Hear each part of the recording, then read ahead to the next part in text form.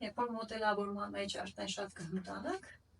արդեն կարող եք մոդելը առանց գծագրի էլ ստանալ։ Բոլոր մոդելները չէ իհարկե, ասենք կոստյումներ են, վիճակներ են, դրանք պարզադիր խորհուրդ կտամ մոդելը գծել, որովհետև նյուանսները չափեստուր շատ են։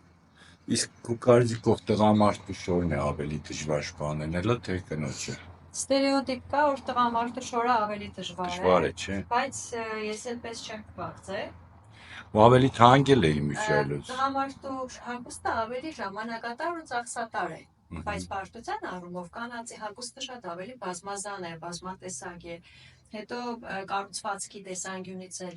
օրինակ տղամարդու շորի դեպքում մենք չունենք այնպիսի խնդիր, ինչպիսին է վիճկան։ Իսկ վիճկան Առաջ պիջա, սարոշկի վրա վիճկա կենային օրինակ հետևից։ Թեթևի մեջ հա, ինչ որ պիտալի լինի թեթևի Համստերներից։ կանանց դեպքում Երբ որ Բայց կողքը տալիայից շատ կտարբերվի, կամ կուրծքը տալիայից շատ կտարբերվի, այդ տարբերությունները վտճկայի միջոցով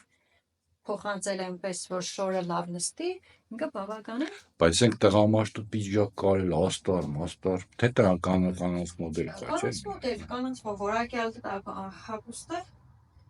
այսպես ասեմ, սա ժամանակատար է եւ կնոջ դեպքում